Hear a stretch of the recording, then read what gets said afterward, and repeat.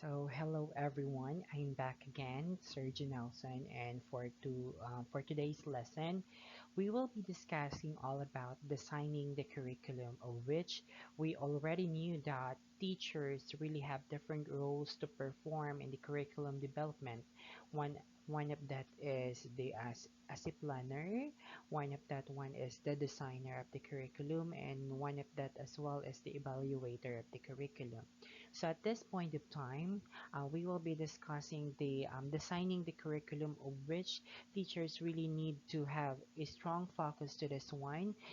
Teachers really need to pay attention for this one because in designing the curriculum, the teachers must need to consider the different learning styles of the students as well as the different learning needs, necessities, and wants of the students so that the extreme and the optimum learning of the students will be achieved at the end of delivering at the end of the delivery of the lesson.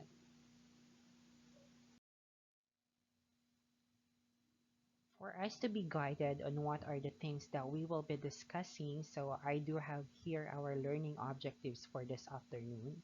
First, at the end of this discussion, you should be able to identify the fundamentals of curriculum designing. Second is ascertain some familiar curriculum designs and approaches to the designs. And lastly, you should be able to analyze the importance in the light of how these are applied in the school setting. So for today's lesson, we do have three different subtopics. First is the fundamentals of curriculum design. Second is the elements or components of the curriculum design. And lastly, the approaches to curriculum design. So let's start with our first component or the subtopic, which is the fundamentals of curriculum design. So, in discussing about the curriculum design, there are actually 10 axioms or guides or principles that a teachers must need to consider in designing the curriculum. First, teachers must know that curriculum change is inevitable, necessary, and desirable. What does it mean? Earlier, it was stated that one of the characteristics of curriculum is its being dynamic. Because of this, teachers should respond to the changes that occur in schools and in their context. Also, societal development and knowledge revolution come so fast that the need to address the changing condition requires new curriculum designs. Say, for example, way back in the elementary years, that is actually the year 2008, that time we are still adopting the basic education curriculum. And from that curriculum, we have transitioned to the K to 12 educational curriculum. So in that case, curriculum change is really inevitable. However, it is necessary and desirable because the curriculum developers or designers have found out some important things or considerations to the learning of the students. And to the present time, especially that we are now encountering the pandemic, so the curriculum designers will really need to consider the different aspects on how the students will best learn the different contents that will be included in the curriculum because this really needs to change to cater the needs and the wants and the lacks of the students considering that the present time we are experiencing the pandemic. Next action is curriculum is a product of its time. What does it mean?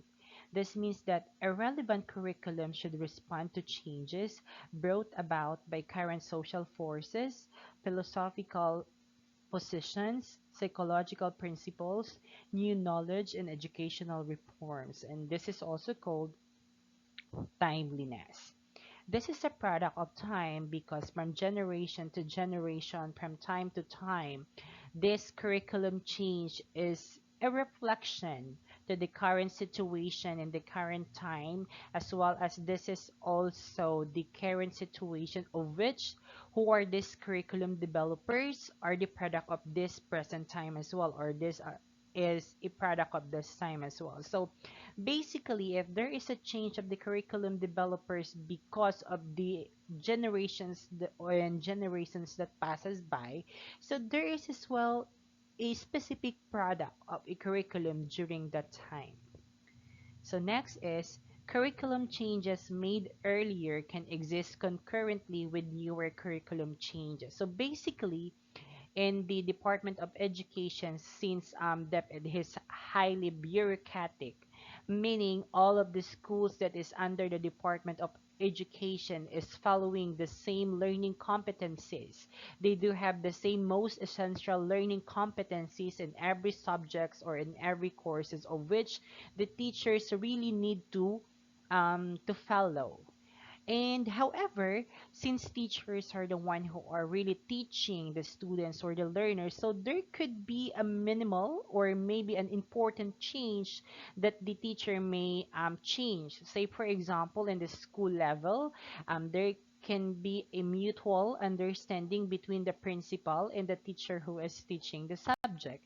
On the other hand, this could be in relations to the college or the higher education institutions or the college schools, which is universities or local colleges, which is under the Commission on Higher Education. So whatever changes had been made, it could be integrated or concurrently integrated with the curriculum changes. It is because, as we have discussed, it is a product of its own time and it is inevitable, necessary, and essential because maybe the teacher had really found out that there should be a change to be made because it is essential and necessary to the type of students that we are teaching as of the moment. Next is that curriculum change depends on people who will implement the change. So basically, it will depend to the people who are implementing the change. It's because they are the one who is conducting the change. They are the one who are making modifications with the curriculum that is being implemented. So basically, in this specific case, teachers who will implement the curriculum should be involved in its development, hence, should know how to design a curriculum. And aside from that one, because the teachers are the implementers of the curriculum, it is best that they should design and own the changes. Therefore, this will ensure an effective and long-lasting change. And the fifth one, excuse me. Curriculum development is a cooperative group activity.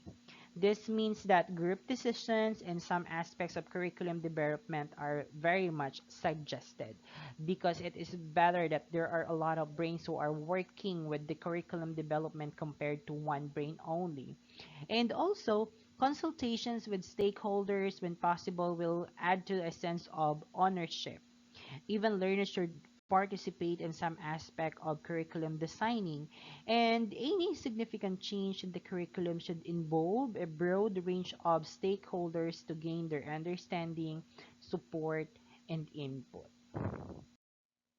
The next one, curriculum development is a decision-making process made from choices of alternatives. So basically, we do have the interdisciplinary context of designing the curriculum because it should have a lot of alternatives, knowing the fact that we are not only catering one specific group of students, we are catering varied students who is imbued with different learning styles, who are imbued with different learning needs, who are imbued with different learning wants and necessities.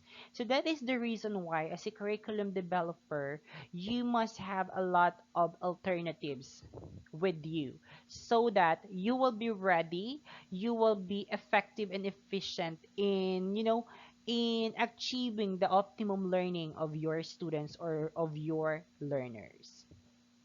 The seventh one is the curriculum development is an ongoing process. Basically, it is an ongoing process because there is continuous monitoring, examination, evaluation, and improvement of the curricula. And because of this one, it is to be considered in the design of the curriculum as well. As the needs of the learners change, as society changes, and as a new knowledge and technology appear, therefore the curriculum as well must be changed. And it should be changed because, again, as the first action, change is inevitable in the curriculum design.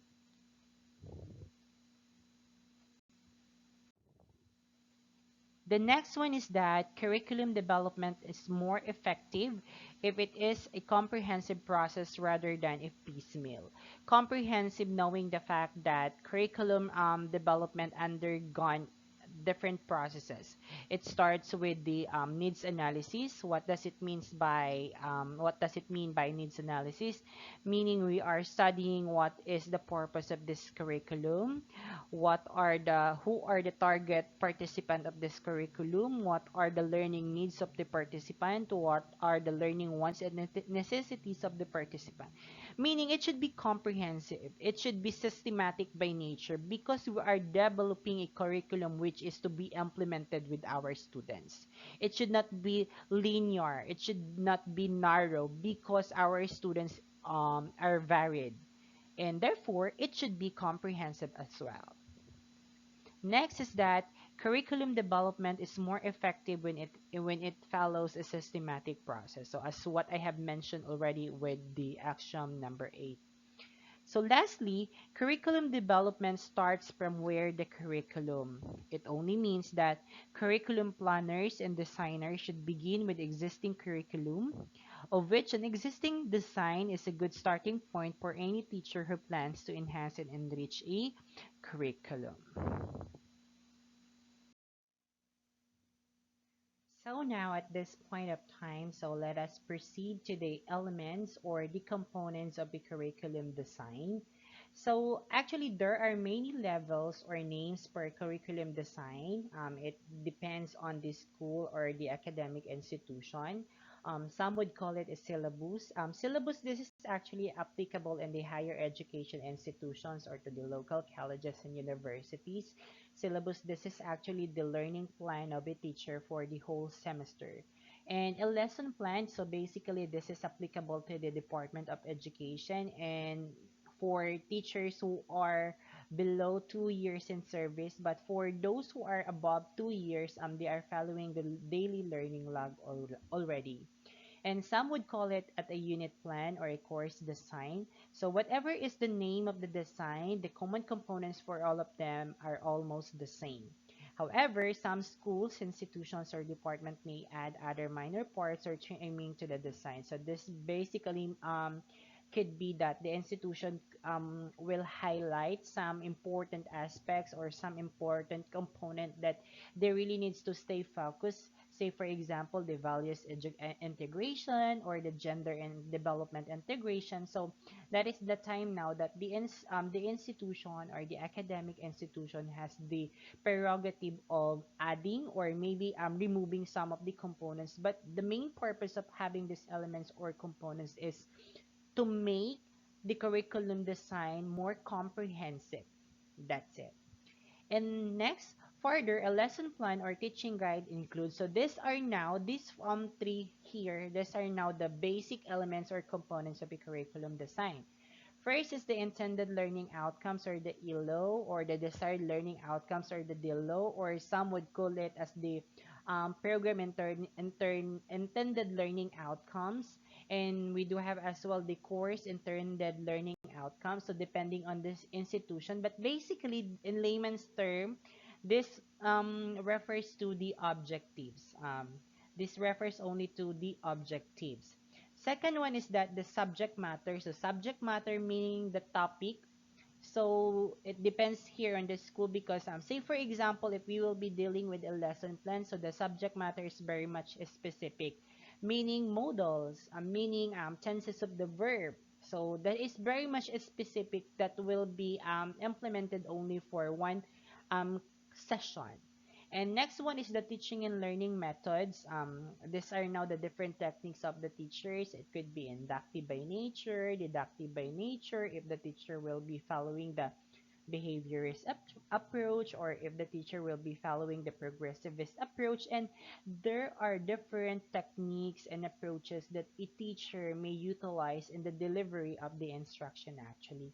And the last one is the assessment and or evaluation. And evaluation is very much essential because this is the time that we can evaluate if our students could pass or fail with regards to the achieving of the learning goals or the objectives. And assessment as well is very much important because it is for us to evaluate or to assess the progress of learning of our students.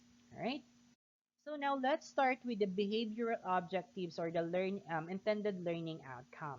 So um, objectives is very much important actually in designing a curriculum or in designing the curriculum because this will serve as our guide.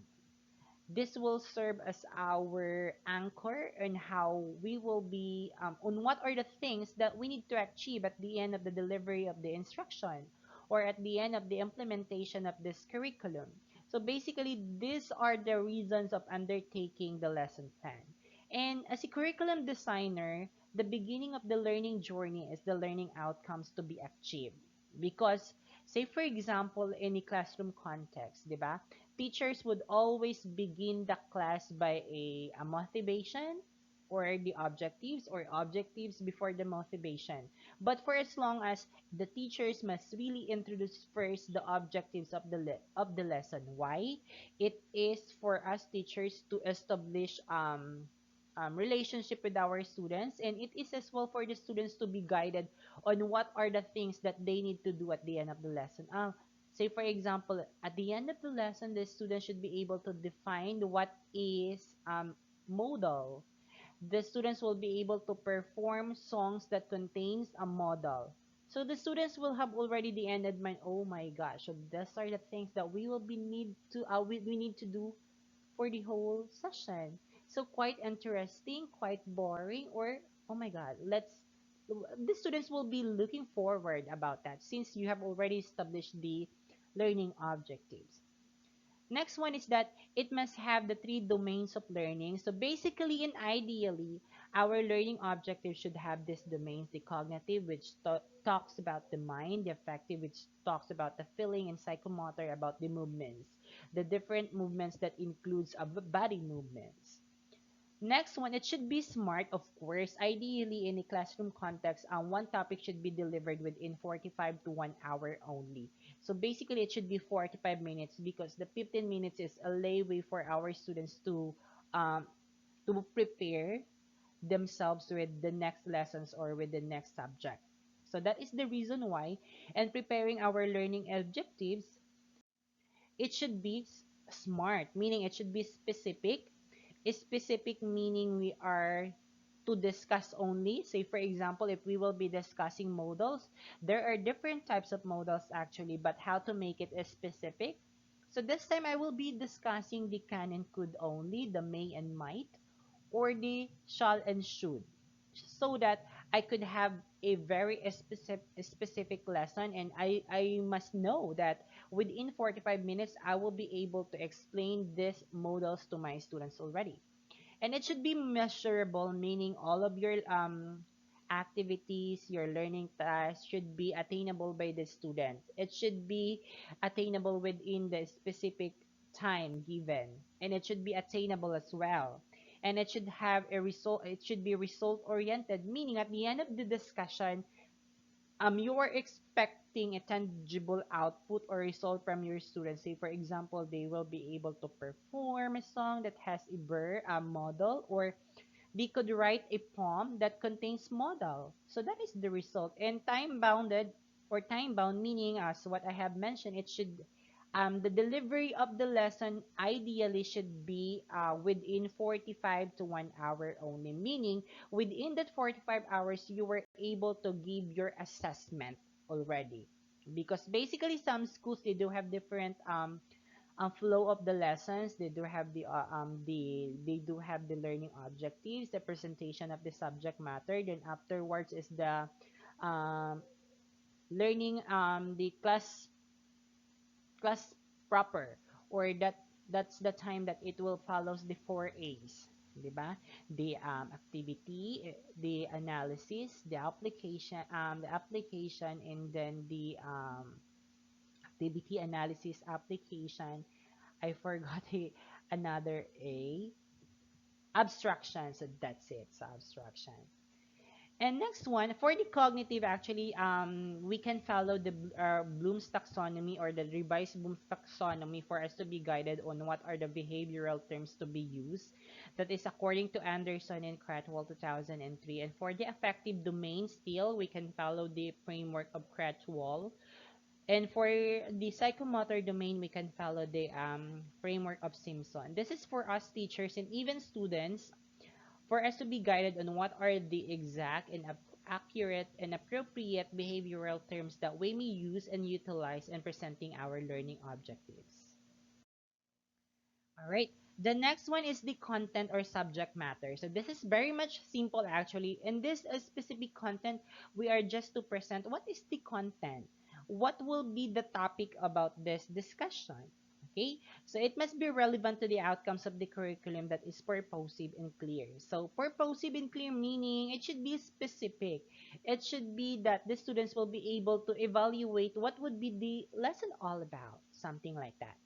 And it should be appropriate to the level of the lesson or unit, meaning it should be spiral and progressive. Say for example, if you are teaching technical writing to your students, so before you can let the students write a technical output, say for example writing speeches or delivering a speech, at least we will be teaching our students basic grammars, basic sentence function.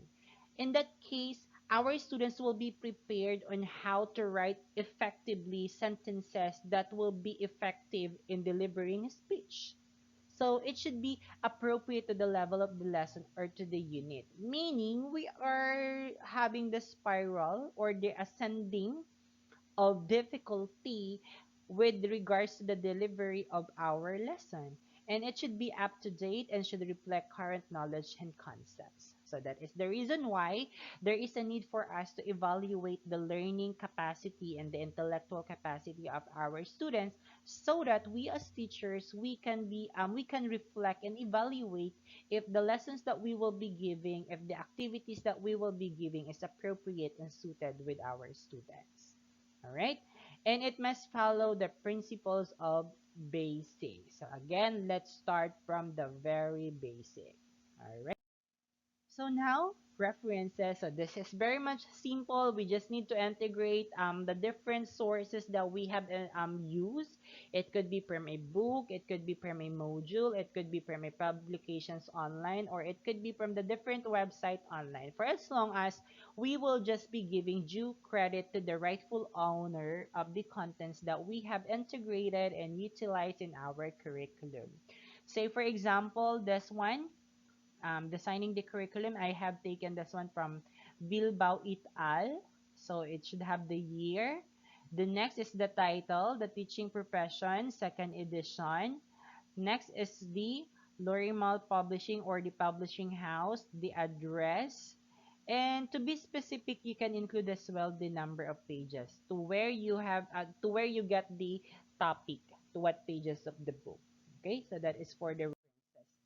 Now for the teaching and learning methods, actually I got this really refers now to what are the techniques, the style, the approaches of the teacher in the delivery of the instruction. So say for example, way back in the face-to-face classroom discussion, our teacher would tend to have panel discussion. Our teacher tends to have a group work, like say for example, group reporting, and some of the rest of the other groups will ask questions and the reporters will answer, so that now encourages or enrich the student to student really interaction. And there is as well student to teacher interaction by means of, if there is a presentation, the teacher would ask questions about the presentation of the students, and then the students would answer questions. So actually there are really varied and meaningful learning activities that teachers may utilize throughout the lesson. So it will now depend on the style of the teacher. And yeah, there could be a cooperative learning of which we are allowing our students to collaborate and share ideas with their classmates. Independent learning, because we wanted our students as well to be responsible of their own learning. But today, I know for sure independent learning is being practiced, especially that we do have the modular learning, 'di ba? However, what happens every day is that our students is nag-copy-paste na lang sila ng sagot ng mga kaklase nila because we do understand that one because you do have a lot of modules to complete within a week. So that's the reason why your last resort is that you will be copying the answers of your classmates. So we got no problem for that one for as long as while you will be copying the answer of your classmates, at least you will be able as well to grasp and understand what you are copying. You are not merely copying, but you are also understanding and grasping all of the information that you have copied. I do hope so. And last is the competitive activities. This is the time way back in a face-to-face classroom discussion, like there would be a competition between group 1, group 2, and group 3. Group 1 will be performing the panel discussion, the other group will be performing the talk show, and the other group will be performing the singing dance. So that is a competitive activities, but it is healthy by nature. Meaning our students will be enjoying the learning process. They will be having a lot of fun, and they will be as well the one who will criticize or who will give grades with their other group mates or other groups, so that in that specific case there should be a student to student evaluation or interaction. And that competitive activities as well gives the opportunity to the students to communicate more with other classmates and to evaluate more their capacities, what are the things that they can do and what are the things that they cannot. And various delivery methods. So this is very much applicable this time, especially that we are integrating with our classroom discussion the use of Google Meeting, the Google Classroom. We do have the Schoology as well, and we do have the Kahoot or the different online website online that we can utilize in the delivery of our instruction. However, one of the disadvantage of this one is the poor internet connection. So more dili kayo siya ingon anak interactive ang klase because there is a minimal internet only. Okay? So these are some of the behaviorist teaching learning methods. So for behaviorists, they believe that it should be pattern practice. Whenever these students committed mistake, it should be corrected immediately so that the students would not have an idea that if ever they will be corrected, so they will think that it is wrong because they had been corrected. So that is the idea of the behaviorist. First is the direct instruction. So with the direct instruction, it is the teacher who has the sole authority because the teacher really wants the students to learn the concept or the content of the lesson.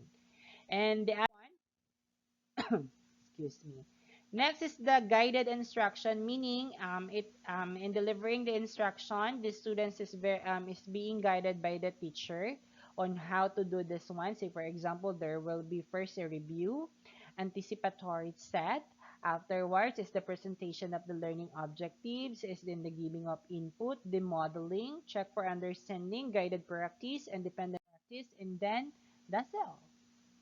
And other one is the mastery learning. So mastery, there should be a mastery of the content. So that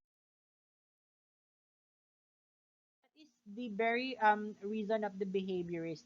There is a strong focus with the content.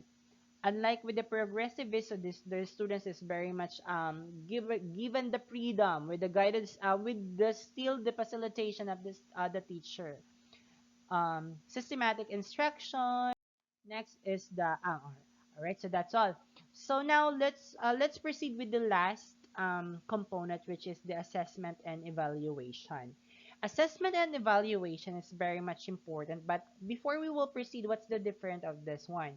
Assessment, this is for the teachers to check the learning progress of the students. Say, for example, and this can be given before the lesson, during the lesson, and after the lesson. However, evaluation, this is the time that the teachers will be giving remarks will be giving grades to the students if ever the students pass or the students fails the subject. So that is the evaluation, meaning the teacher is assigning grade.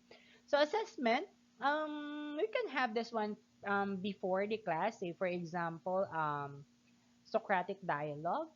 Say for example, question and answer. Say for example, the pretest. In that case, the teacher can assess what is the background knowledge of the students about the topic. During is that simply question and answer during the discussion is an assessment already. Because in that case, the way you answer the question given by the teacher can assess already if you have learned, if you have understood the topic. And at the end, say for example, inferential questions, higher order thinking questions. In that specific case, the teacher could generalize if the students can synthesize the topic, then that only means that the student is learning. Okay? It could be self-assessment, so you will be able to self-reflect. Murag, di ko masyado gets ito na part. In this part is, I still have like ambiguity about this one. I still need a further discussion po, ma'am. So that's the time that you may ask your teacher to discuss further about that specific topic so that you will be able to understand about that. And peer assessment meaning we can have this one in the think, pair, and share. Or basically you can just have look for a partner who can assess your output, or you can assess your learning by simply asking questions, and then you will answer that, and you will be asking questions as well to your peer, and your peer will answer that. In that case, you yourselves, you too, can assess if you really understood the topic. Next one is the teacher assessment. So this is the time that we will be giving constructive feedback with regards to your output. Or it could be like as we will just be asking questions so that we can have an assessment if our students is really learning about this, or we can have different activities of which it will be allowing our students to give their own insights, to give their own understanding about the topic. Excuse me. And it could be a formative or summative. Formative meaning it could be given before, during, or after the lesson. And summative, summative assessment. This is per unit. It could be per module.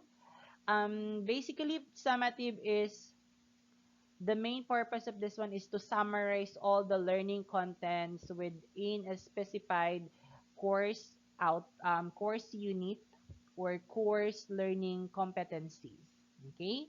But formative, say for example, question and answer, that is a formative type of assessment already, or any other assessments that a teacher may have. While summative assessment, the teacher could have the paper and pencil test, or the teacher could have the performance-based test.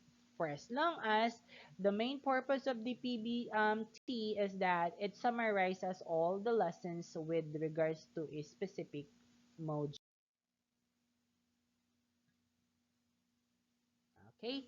So now we will be discussing the types of curriculum design model. So there is this first model, the subject-centered design. So basically it focuses on the content of the curriculum, which corresponds mostly to the textbooks because it is usually written based on the specified subject or course. Then for this one, the subject-centered design, it could be divided into four. First is the subject design. Second is the discipline design. Next is the correlation design. Then third one is the broad design or the interdisciplinary. So we will be discussing each of this. So first is the okay.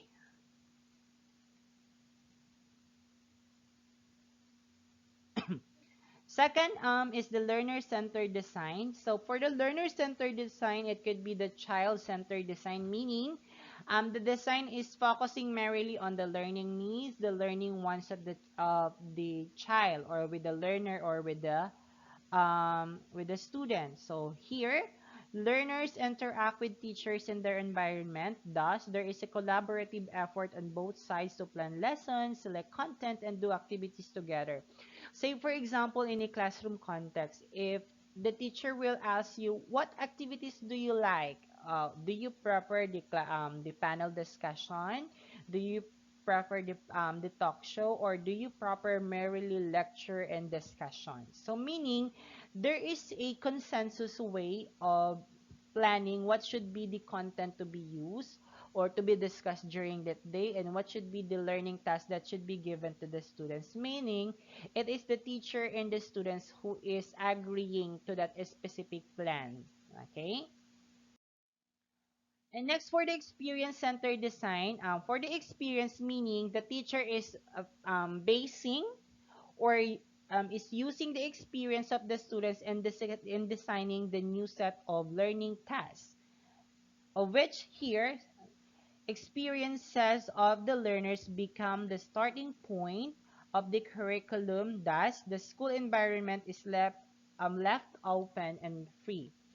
And learners are made to choose from various activities that teacher provides. And in school having this design, different learning centers are found. Time is flexible and children free to make options. Say, for example, in college, that what research design would you like to have?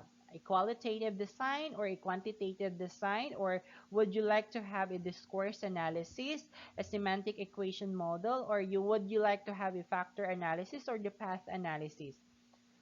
So since the students undergone qualitative correlational way back in their senior high school, so basically the teacher would just allow the students alone to have the qualitative correlational research design, because the students already have that experience, and they already have a background knowledge about that one. So with that experience, so the teacher is having the idea that it should be grounded on that specific design only, because my students already have the background knowledge about this one. Okay. And next one, humanistic design. This is the very, very ideal design, meaning our students is our sole priority.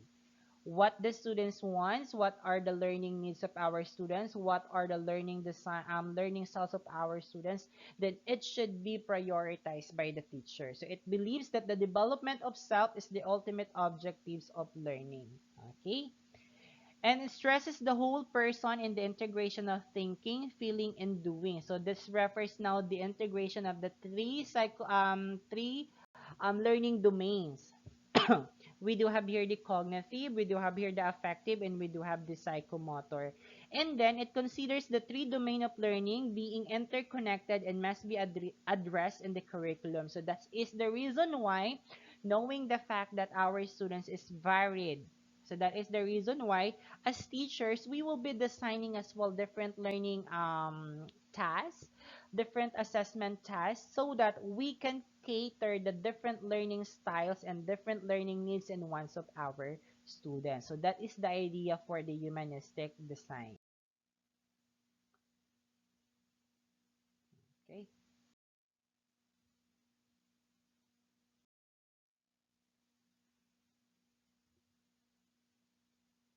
I think so that's all. So thank you so much.